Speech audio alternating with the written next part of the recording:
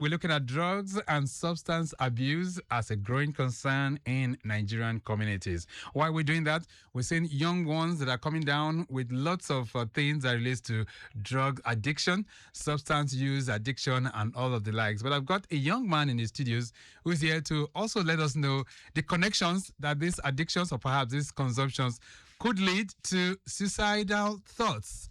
And Chika Nuel is here. He's a life coach. He's also a physiotherapist, and he'll be taking us on this excursion. Chika Nuel, good morning. Good morning, everyone. And how are you doing? I'm doing fine. All right, so talk to me. You are a life coach? Yes, I and am. a physiotherapist as well? Yes, I am, sir. All right, you need to distinguish this for our listeners. Physiotherapists, who are they? They talk about psychology effects, things of the mental stuffs. Well, a life coach is someone that talks about life, like stuffs like addiction, Right. suicidal thoughts, lack of resources, Right. and other things too, in society that are going on. Just life experiences in general, though. Okay, so let's talk about this issue now. So we're talking drugs and substance abuse. Yes. How would you describe it in Nigeria? Is it... Well, it's rampant, I would say that. It's rampant now? Yes, very rampant, because literally I was a victim, I would say, of substance abuse. But now I am a survivor of it, so that's very beautiful. How did you find yourself in that web? Well, I would say peer group influence, but that's what everyone says. Well, I had a lot of mental struggles due to physical and mental abuse while I was growing, even when at an adult age. So, yeah. And that was how you find yourself. Yeah, drug was like an escape route from all that, because it gives you euphoric feelings. So the instant you take those things, you tend to escape from that abuse for that time. So yeah. So a lot of times, while growing up, most people during our own time, you are the kind of trainings that you're exposed to, we don't call it abuse. I mean, today, everyone wants to associate it with abuse in one form or the other, right? Yeah. So what kind of abuse were you exposed to at that time that made you think of going into drugs? Okay, so most times people don't really understand, people only turn to understand physical abuse, where there are different kinds of abuse. There's mental abuse, especially an abuse done by a narcissist or a covert narcissist. And that narcissist or a covert narcissist might be someone anchored into your life, probably a family member, a partner, or anything like that. Do you understand? And most times we get caught up and entangled in situations like that, and we cannot come out of it because that person is an anchor in our life. All right. So, and in my case, mine was mostly mental abuse. Okay. That was my case, and it was ongoing constantly for years and years and years of my life. So I could not escape from that because I was entangled in that dynamic for that minute. Was that from your family? Yeah, for my family, yeah. Okay. And also, yeah, I had to, find the escape routes as I was growing up. So and that extra meant that you had to go into drugs. Into drugs, yes, to escape that thing for a while. So can we distinguish now? Was it drugs proper or just some kind of substance that you were using? Well, in my case, it was hard drugs, which is hard pills, and also smoking. So combination of the right. both. So, but I mean, if we look at your own case, it looks like child's play compared to what we have today now. Yeah. Is that not so? Well, it was not child's play because I remember when I was indulging in those stuff, I remember how it made me feel. Though I used to experience that euphoric feeling and that ecstasy for a few hours, but they always expire, and it always tends to increase the depression and the mental instability at that moment of my life. So I will always go back to that particular substance I was taking. And always go back, and it became an addiction constantly. So let's look at it now, because youths of today, they seem to be having a freeway and everything seems to be on a roller coaster ride. I mean, these days, or if I'm to really put it in perspective, back in the days, when we say drug use, I mean, when you hear of things like, is it marijuana now? Or what they call Igbo. Right. The name Igbo comes from the fact that you cannot be seen with it in the public view. Of course. So people rather went into the bush. You understand? And, you know, they just want to do this, conceal themselves in the bush, you know, inhale when they want to inhale. and then they come out. But now it appears to be everywhere. Rampant, yeah. Right. So, and it has come in varying dimensions now because some of them have become synthetic drugs. Yes. The louds, right? Yes. You can tell me the variants that we have today. Am I allowed to say that? Yeah, please go ahead. Okay. So there's loud, there's weed, there's Ghana loud, Canadian loud. There are a lot of substances that are categorized into different categories. Right. And those categories give you different feeling of ecstasy or euphoria. Right. So, do you think the society got it wrong by not regulating, the use of those drugs? Yeah. I mean, I would say something is an abuse when someone takes it constantly, or it's an addiction when you do it constantly over and over again. That is when it becomes an addiction. So me, I'm not like someone that would judge or say, oh, why are you doing this? Why are you doing that? No, I'm only bringing it into the consciousness of people. I'm bringing awareness into that for it not to become an abuse or an addiction. That is where I'm hitting the nail on the head on. Right. Yes. But we find it everywhere. Yeah, it's everywhere. So is there anything that could have been done to stop these youths from consuming this? Maybe the things that could have been done is probably trying to reduce the way the drugs are being moved around in this country, or maybe, I don't know, maybe there should be more talks, talk shows. There should be more, events that to be hosted. Or do you think we need to go back to the military era? No, we don't need to go back to the military era. I remember in 1984, when the government then, caught some people who were trafficking in cocaine. Yes. And, the sentence outrightly was, sentenced to death. No, that was too brutal. That would be too brutal. No. This drug, we're not supposed to sentence anyone. Anyone going through drug addiction actually needs help, not punishment. So okay, so let's distinguish now. There's one of addiction. Yes. There are those who are doing trafficking. Okay. Right. So every day we hear that in the news, NDLA, they're impounding this, impounding that, and all of that. And in spite of the arrests, in spite of the confiscations, more people are going into it. Yeah, this is because, like I said, I'm linking this to suicidal thoughts and mental abuse. So most people or some people go into this because they are trying to find the escape route of what they are going through, especially mental and physical or sexual or whatever abuse they are going through at that moment, especially by someone close to them or by a narcissist or covert narcissist. Right. So you've given us your own experience this morning, Chika. Yes. But let's look at it. What is it that causes people to go into drug abuse and substance abuse? Okay, what causes people to go into that? Well, I would say peer group influence, but that is also very important. I would also say people go into this to experience the feeling, the ecstasy and the euphoric feeling that the drugs give at a particular time. And I also say people go into this as an escape route to escape their current situation or their current situation of living. Most people are not living well in Nigeria, like I would say. So poverty is one of them? Yes, I would say poverty is one of them. Because as I've been in Lagos, especially this around the Ikeja period, and I've walked around and I've seen people living in dustbins, people living at the back of trains that are not even taken care of, and the only way they can escape their current situation is to actually go into drugs, because drugs will actually removes you from that current situation you are in and puts you into a more like euphoric feeling in and terms of your mental mind. Do you understand? So I feel that the reason why most people take drugs or abuse drugs is to actually escape their current situation, escape their current life. So let's look at it in perspective now. So who does it more? The boy or the men or the ladies? I don't know. Do you have any data that can? I don't have any data, but I would say, I don't know. Both sexes do drugs. It depends on the kind of situation they find themselves in. So women are into it as well these days? Yeah, probably. Everybody is into it. So not everybody. Not everybody. Some people. Right.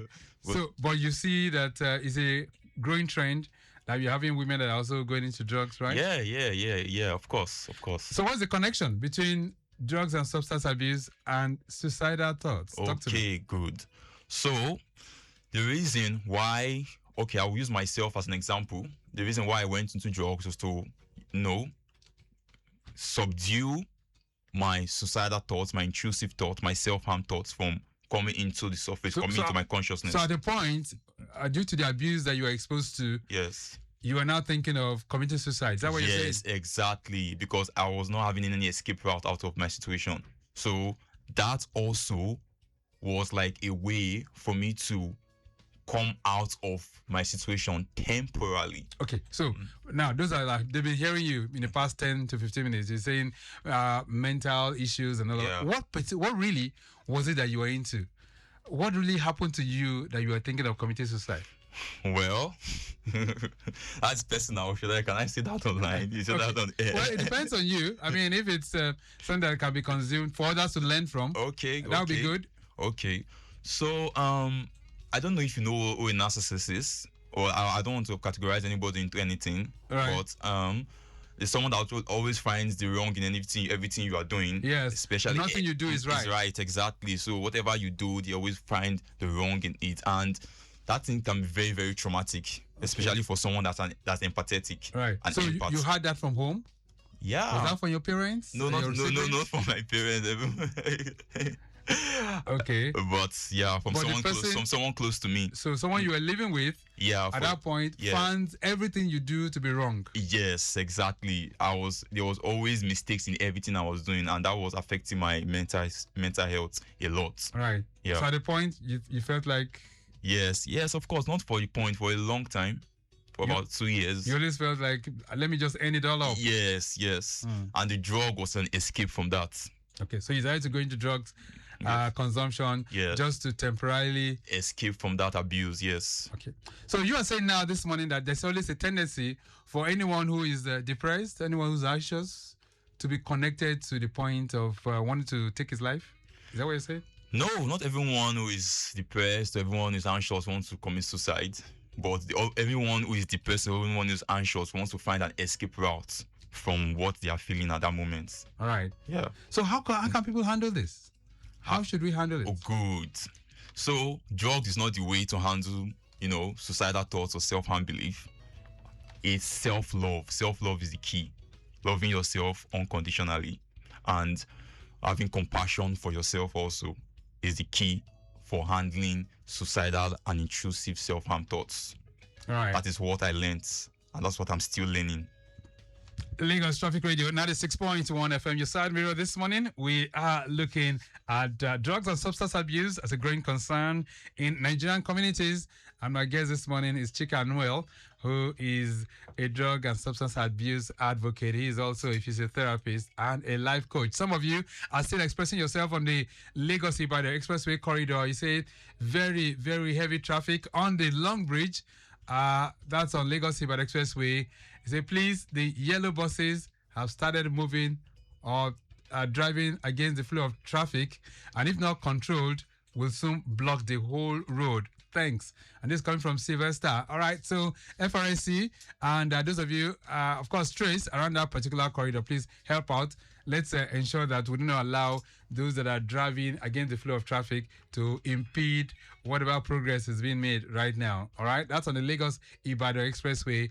FRSC help restore some levels of sanity within that particular corridor. Very, very shortly, I'll allow you to join the conversation as well. But Chika, so what do you think we should do collectively as a community or perhaps as a society to, just nip in the bud the concerns of this drug abuse? Well, I think everybody goes through their own personal situations. Everybody has their own personal journey in terms of drug abuse or drug addiction.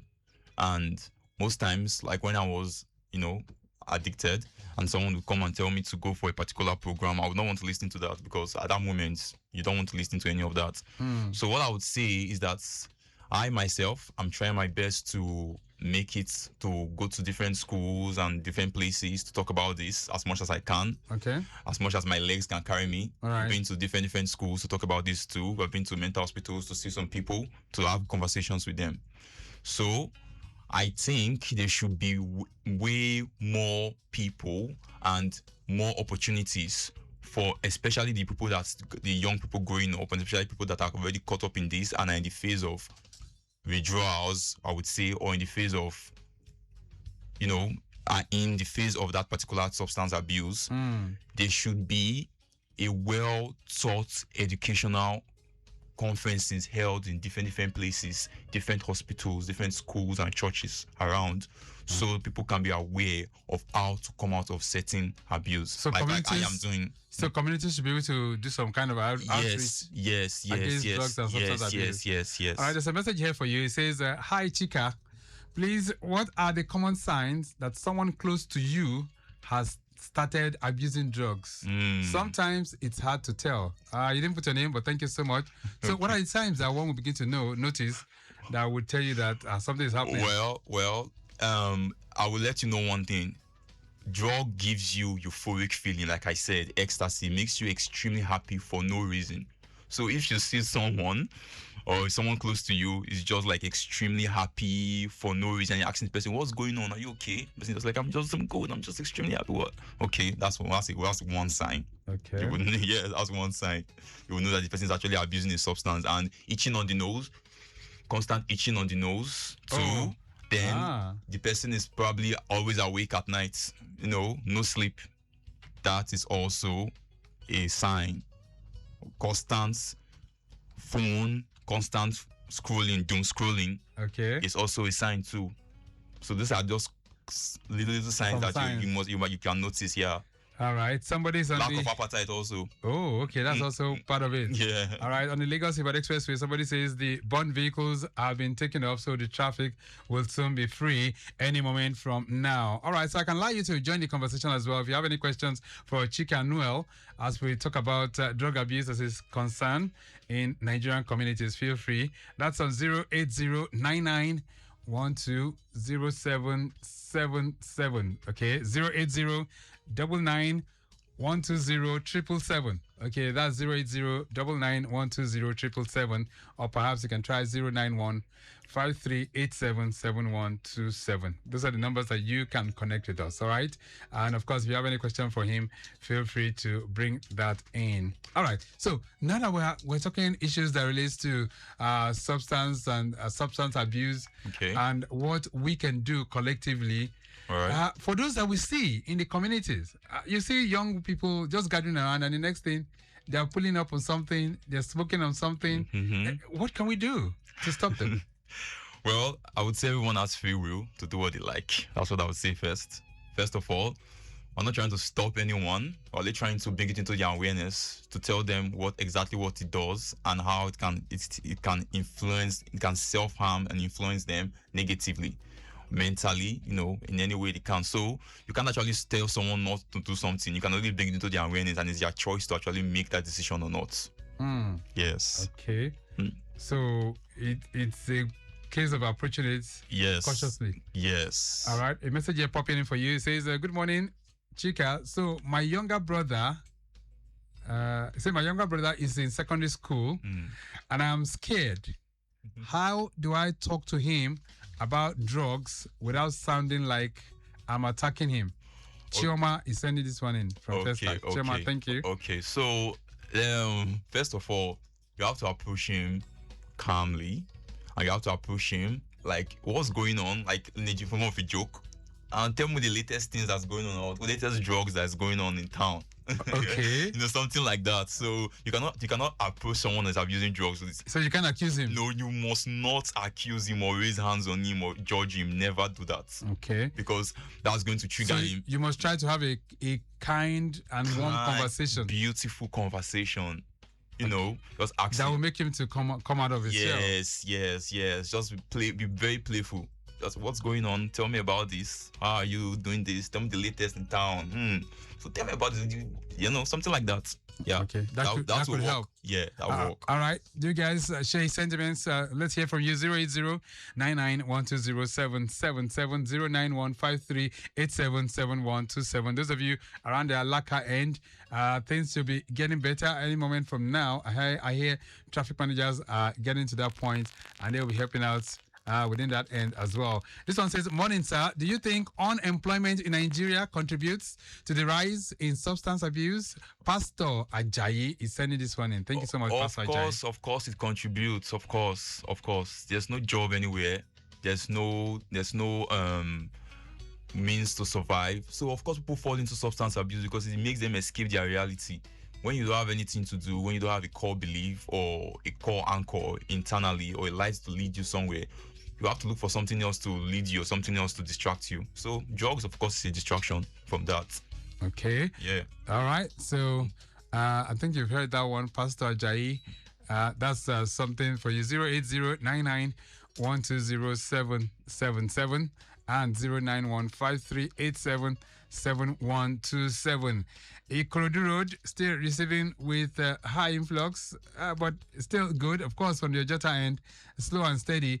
If you're heading towards Ojota proper down to Doyalaro, but nothing unusual within that particular end.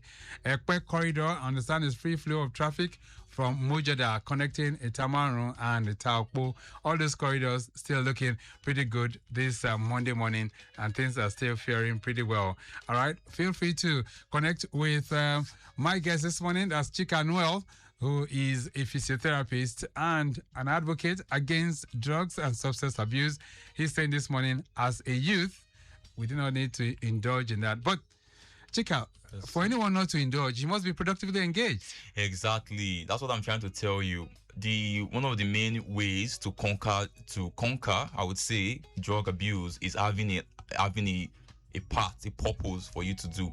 So you'd ask me, how will I have a purpose when there's no employment in this country? Well, you have to create something out of the thin air. Okay. Yeah, we are all creators, so we can actually create our own reality. So for you, when you got out of the addiction part, yeah. So how did you get yourself engaged? Well, I opened a YouTube channel first of all. I started, talking about it, trying small, trying to do new things, learn new habits. I started learning how to play basketball, football. Okay. I got into new activities. Just ensuring that you are engaged in one way or the other. Yes, in learning new things. I haven't read the Bible, Right. Finish the Proverbs. So do you sometimes have that feeling of going back into it? It's called relapse. Yeah, sometimes you must always have the feeling of going back to it, especially when you see people around you doing it. You always have that thought coming to your mind. So, okay, you want to try that for just more last time. But you have to have a very huge anchor in your internal being. You have to have serious self-discipline. Okay. And so you can only build that with time. Let me take this call as well. Lagos Traffic Radio. Hello there. Good morning. Yeah, good morning. How are you, Victor? This is Dapo. Hey, Dapo. How are you doing? Fine. Good. I just have a very short input into the response of your guest. Okay. Good morning, our guest.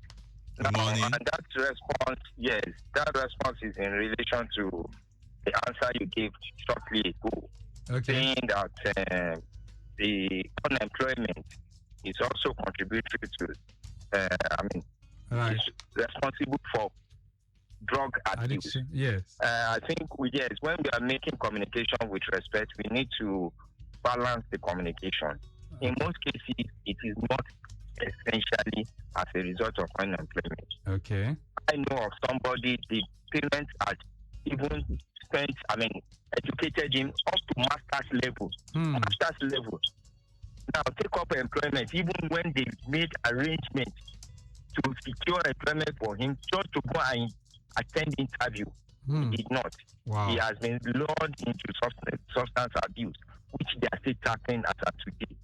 And saying unemployment, which has always been the generalization of responses, right. we need to categorize what kind of unemployment.